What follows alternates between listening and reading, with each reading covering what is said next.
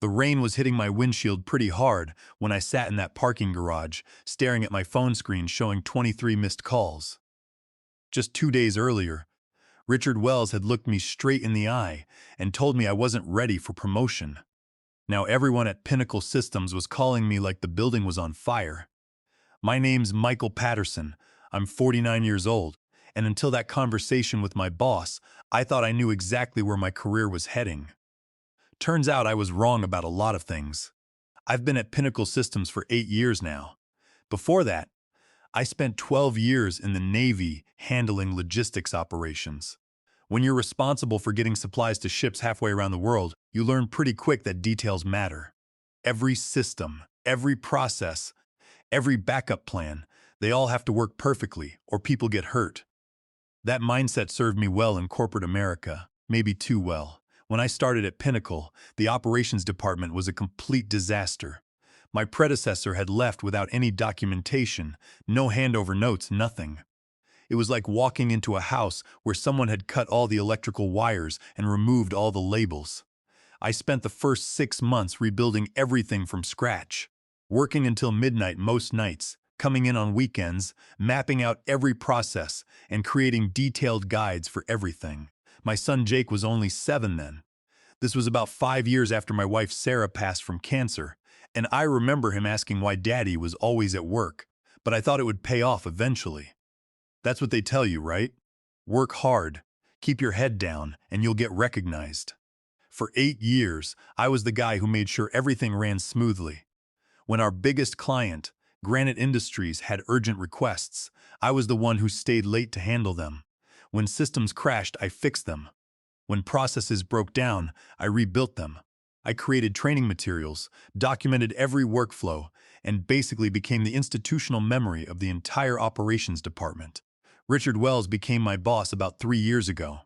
Nice enough guy, about 45, very focused on the big picture stuff. The problem was he never bothered to learn any of the actual systems. Why would he?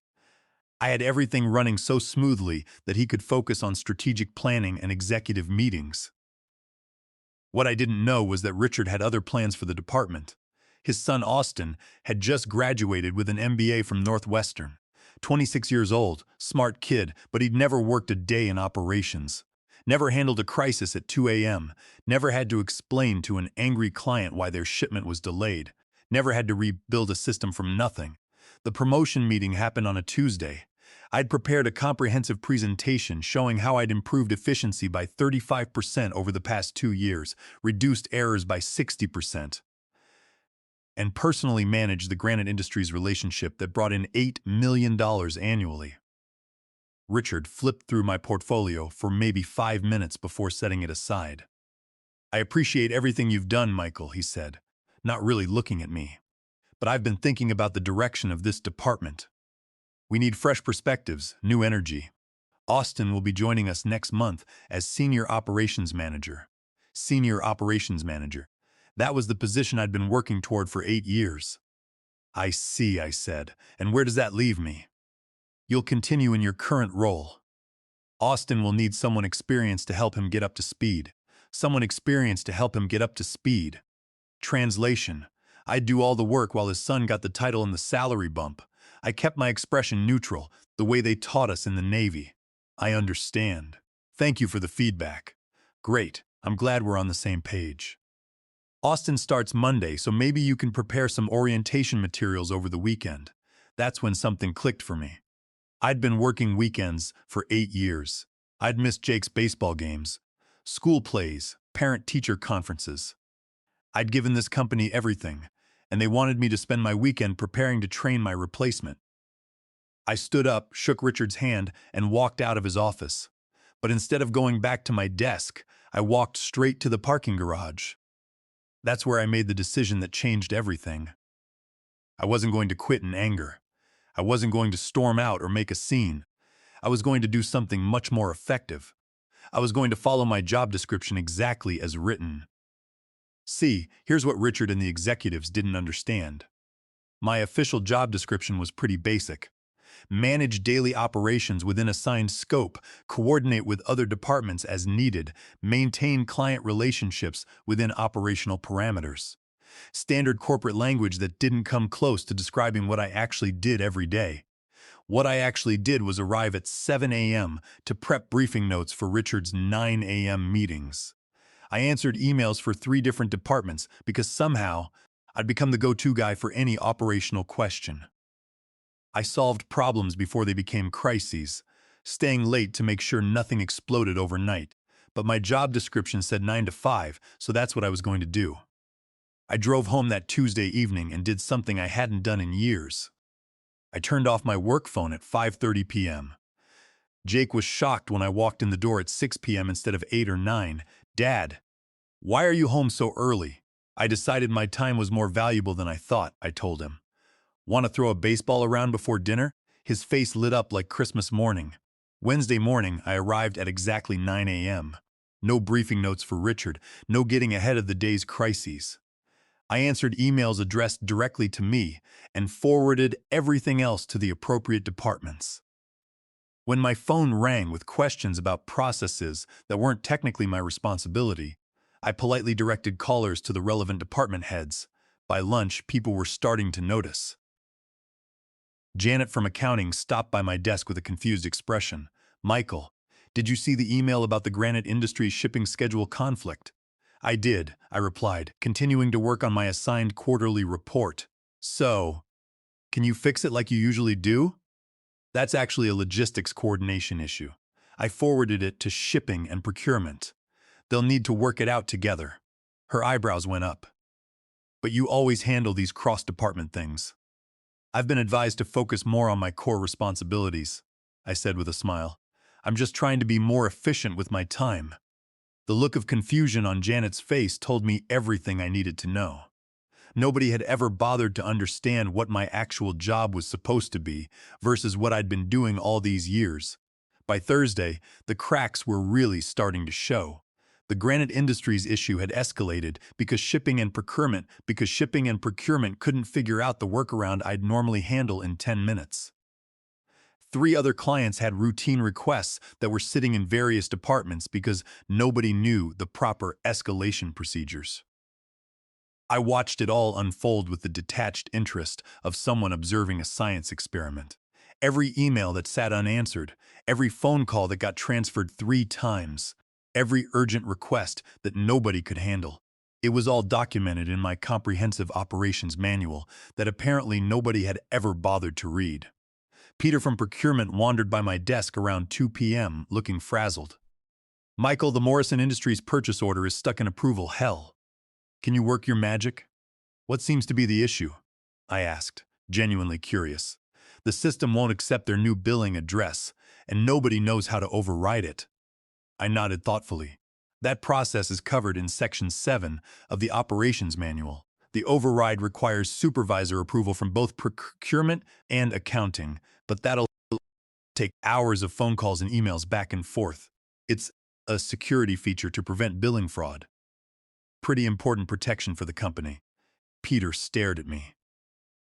"You've always just handled these things in 5 minutes. I had special authorization from previous management to expedite certain processes. But with the department restructuring coming up, I thought it best to follow standard protocols." He walked away shaking his head, probably wondering when I'd become such a stickler for rules. Thursday evening, I was home by 5:15 p.m. Jake was working on homework at the kitchen table when I walked in. "Dad, can you help me with this math problem?" For the first time in months, I actually had the mental energy to sit down and focus on his algebra instead of thinking about work emergencies. We spent an hour working through problems together, and I realized how much I'd missed these simple moments. "You know, Dad," Jake said as we finished up, "you seem different this week." "Different how?" "Less stressed, I guess. Like you're actually here when you're here, smart kid." He'd noticed something I was just starting to understand myself. Friday morning brought the real crisis. I arrived at 9 a.m. to find chaos in full swing. Richard was pacing outside the conference room. Austin was already there looking overwhelmed, and Byron Fisher, our regional director, had apparently been called in for an emergency meeting. The receptionist flagged me down before I could reach my desk. "Michael, they need you in conference room B immediately." I gathered my notebook and walked into what was clearly a full-scale crisis situation. Besides Richard, Austin, and Byron, there were two people I didn't recognize. Probably executives from corporate headquarters. Michael, Byron said with obvious relief. Thank God you're here. We've got a serious situation with Granite Industries. What's the specific issue? Richard launched into an explanation, but it was clear he only understood half the problem. Granite had called an emergency meeting for 10 a.m. because their implementation was failing. Austin took notes frantically, but kept asking basic questions that showed he had no understanding of our systems. Their entire Q4 rollout is at risk, one of the corporate executives said. They're threatening to pull the contract if we can't resolve this today. I reviewed the issue details they'd gathered. It was actually a fairly straightforward problem, if you understood the system dependencies and had access to the right documentation. This is a known issue with their custom configuration, I said.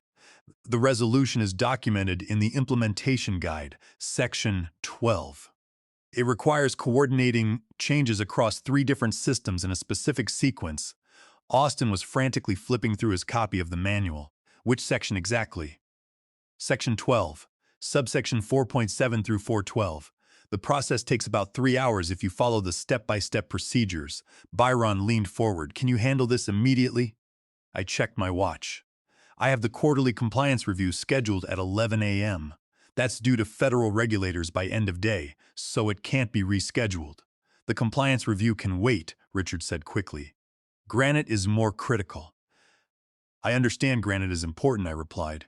However, missing the regulatory deadline results in automatic penalties and potential license suspension. That would affect all our clients, not just Granite. The room went silent. You could practically hear everyone calculating the implications. What are our options? Byron asked carefully. Well, Austin could handle the Granite issue using the documented procedures. It would be excellent training for him, and I'd be available for questions between compliance review sessions. Austin looked like a deer in headlights. I don't think I'm ready for something this critical. The documentation is very detailed, I said encouragingly. Everything is laid out step by step. This is exactly the kind of hands-on experience you'll need in your new role. Richard's face was getting red. Michael, we need you to fix this personally. I'm happy to take point on Granite, I said, if you'd like me to reschedule the compliance review. But I want to be clear about the regulatory implications. Byron held up a hand. Let's think this through. What would it take to handle both? I considered the timeline. The compliance review is scheduled in 2-hour blocks. I could handle the most critical Granite fixes between sessions, but the full resolution wouldn't be complete until after 5 p.m. That's cutting it very close with Granite's deadline. The corporate executive noted. It is, I agreed. In the past, I would have stayed until midnight to handle both. But I've been reflecting on work-life balance lately. My son has a baseball game tonight that I've already missed twice this month. The silence was deafening. Byron finally broke the silence. Michael, let me be direct. What would it take for you to handle this crisis the way you always have? I looked around the room at the faces staring at me. These people had relied on my expertise for 8 years without ever acknowledging what I actually contributed. Now suddenly, my work-life balance was their emergency. Well, I said slowly, I suppose we should discuss what my role actually is here. Your role is to solve operational problems, Richard said tersely. According to my job description, my role is to manage daily operations within assigned scope. The Granite implementation falls under project management, which reports to a different department. The corporate executive leaned forward. Are you saying you won't help? Not at all. I'm saying that if we want to resolve this properly, we need to clarify responsibilities and authorities. Austin is starting as Senior Operations Manager on Monday. This seems like an excellent opportunity for him to learn the systems. Austin spoke up, his voice shaky. Michael, I appreciate your confidence, but I'm not ready for something this high stakes. I turned to him with genuine kindness. Austin, you have an MBA from Northwestern. You're smart and capable. The only difference between you and me is that I've seen these problems before, but every expert was once a beginner. But what if I mess it up? Then we'll fix it. That's how you learn. The documentation is comprehensive. and I'll be available for guidance. Richard was getting impatient. We don't have time for training exercises. Actually, we do, I said. The granite issue isn't going anywhere in the next few hours. It's been building for weeks because nobody wanted to follow the proper implementation procedures. A few more hours won't change anything. Byron studied me carefully. Michael, it seems like something has changed in your approach this week. You're right. I've been doing some thinking about my career trajectory and what I want my legacy to be. And what conclusion did you reach? That I've been enabling a system that doesn't work. By constantly stepping in to solve problems outside my official role, I've prevented the company from building proper processes and developing other people's capabilities. The room was quiet except for the hum of the air conditioning. Let me ask you something, I continued. What happens when I retire, or get hit by a bus, or decide to take that job offer from Baxter Industries? The corporate executive's eyes sharpened. What job offer? A competitor reached out last month. Director of Operations, 35% salary increase, full remote flexibility. I haven't responded yet because I've been loyal to Pinnacle. I wasn't lying. Baxter had reached out, though I hadn't seriously considered their offer until this week. Byron and the corporate executive exchanged glances. Richard looked like he was going to be sick. Perhaps we should discuss this privately, Byron said. Austin, why don't you start reviewing the granite documentation with Michael's guidance? Everyone else, let's step into my office. As Austin and I walked to my desk, he seemed overwhelmed. Michael, I want you to know I never asked my dad to give me this promotion. I know you deserved it. I stopped walking and looked at him. Austin, you seem like a good kid. But here's the thing, this isn't about what you asked for or what you deserve. It's about what's best for the company and what's best for you. What do you mean? If your father had promoted you over me without proper preparation, Rasul, you would have failed, not because you're incompetent, but because you're not ready. That failure would have damaged your confidence and your reputation for years. Austin nodded slowly. I hadn't thought about it that way. Leadership isn't about getting the title first and figuring it out later. It's about developing the competence to handle the responsibility. If you're serious about operations management, you need to learn these systems inside and out. We spent the next hour going through the granite documentation. Austin was actually quite sharp. He asked good questions and grasped concepts quickly.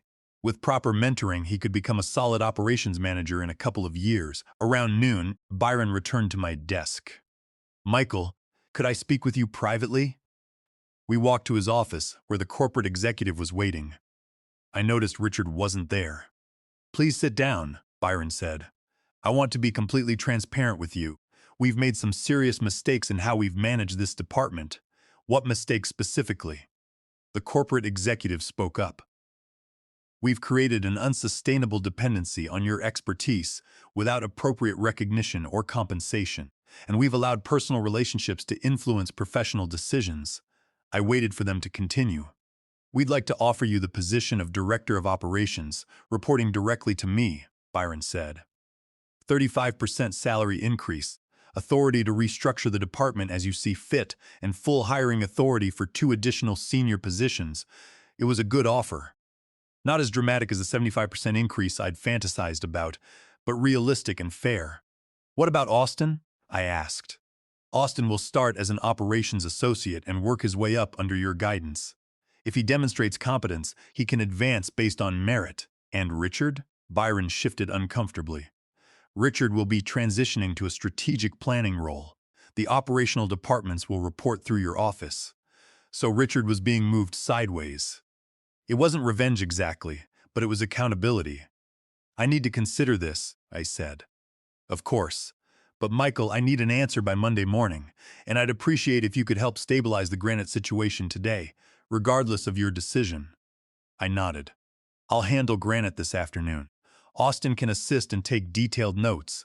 As I walked back to my desk, I thought about what had just happened. They were offering me everything I'd wanted: recognition, authority, appropriate compensation. But more importantly, they were finally acknowledging the value I'd been providing all along. The question was, did I want to stay and fix this system or start fresh somewhere else? That afternoon, Austin and I worked together on the Granite Industries crisis. I walked him through each step of the resolution process, explaining not just what to do, but why each step mattered. He took detailed notes and asked smart questions that showed he was really trying to understand the underlying systems. "This is incredibly complex," Austin said as we finished the technical fixes. "How did you learn all this?" 8 years of trial and error, I told him. Plus a lot of late nights reading system manuals that nobody else wanted to touch. I had no idea how much went into this job. My dad made it sound like basic project coordination. I looked at him carefully. Austin seemed genuinely humbled by the experience. "Your dad's not wrong that it involves coordination, but operations is about understanding how all the pieces fit together and what happens when they don't." We wrapped up the granite fixes by 4:30 p.m. Their system was running smoothly again, and Austin had a comprehensive set of notes for handling similar issues in the future. As I was packing up to leave at 5 p.m., my phone buzzed with a text from Jake. "Dad, game starts at 6:30. Will you really be there?" I looked at that text for a long moment. For 8 years, the honest answer would have been probably not. Tonight, the answer was different. "Wouldn't miss it," I texted back. Jake's baseball game was everything I'd been missing. He pitched 4 strong innings, and I got to see him strike out the cleanup hitter with a curveball I'd taught him last weekend. After the game, we went for ice cream and talked about school, his friends, and his plans for summer. "Dad," he said as we sat outside the ice cream shop, "are you going to keep coming to my games?" "That's the plan, buddy. I've been working too much, and I don't want to miss any more of your seasons." "Good," he said, grinning, because Tommy's dad never misses his games, and I was getting jealous. That hit me harder than I expected. My 12-year-old son had been watching other fathers show up while his dad was stuck in meetings about quarterly reports. Over the weekend, I thought long and hard about Byron's offer. The director position was everything I'd worked toward: recognition, authority, and the ability to build systems that would help other people advance instead of getting stuck like I had. But there was also something appealing about the fresh start that Baxter Industries represented. No history of being overlooked. No colleagues who still saw me as the behind-the-scenes problem solver rather than leadership material. On Sunday evening, I made my decision. Monday morning, I arrived at 8:30 a.m., a compromise between my old 7 a.m. routine and the strict 9 a.m. I'd been maintaining. I went straight to Byron's office. "I'm accepting your offer," I told him. "But with 2 conditions." Byron nodded. "Go ahead. First, I want full authority to hire and develop talent from within the company. Too many good people get overlooked because they're not in the right positions to showcase their abilities." Agreed. Second, I want to implement a comprehensive cross-training program. What happened this week should never happen again. No critical knowledge should exist in only one person's head. Also agreed. Anything else? Just one thing. I want Austin to succeed in this field if it's what he really wants. But he needs to earn it through competence, not connections. Byron smiled. "I think you'll find Austin is more committed to learning than any of us expected." The transition took about 6 weeks. I restructured the department around clear roles and responsibilities instead of the informal system of whoever handles it best. I hired 2 excellent senior staff members who brought fresh perspectives while I provided the institutional knowledge they needed to be effective. Austin turned out to be a dedicated learner. He worked harder than anyone expected, staying late not because he had to, but because he wanted to master the systems. Within 3 months, he was handling routine client issues independently and showing real potential for leadership. The most surprising development was with Richard. Once he wasn't trying to manage operations he didn't understand, he actually excelled at strategic planning. His big-picture thinking, combined with the solid operational foundation we were building, helped the company land 2 major new contracts. 6 months later, I was working at a sustainable pace, home for dinner by 6:30 most nights, and present for every one of Jake's remaining games that season. My team was functioning independently, clients were happy, and I felt like I was finally doing the job I'd always been capable of. One evening, as Jake and I worked on homework together, he asked me about work. "So you're like, really important now?" he said, looking up from his algebra. "I was always important, Jake. It just took them a while to figure it out. Is that why you were working so much before?" To prove you were important? Smart kid. Yeah, I think so. But I learned something. The people who matter will see your value without you having to work yourself to death proving it. And the people who don't see it? Well, sometimes you have to step back and let them figure out what they're missing. As I watched my son work through his math problems with the same methodical approach I'd tried to teach him, I realized that the best response to being undervalued isn't anger or revenge. It's demonstrating your worth so clearly that it becomes impossible to ignore. The promotion to director came with respect, authority, and the ability to build something better. But the real victory was simpler than that. I was finally being seen for what I'd always been capable of doing. And I was home for dinner every night to help my son with his homework. If you've ever felt invisible at work, despite doing excellent work, remember this. Your value doesn't disappear just because others can't see it. Sometimes, the most powerful thing you can do is stop making their blindness your problem and start making your worth impossible to ignore.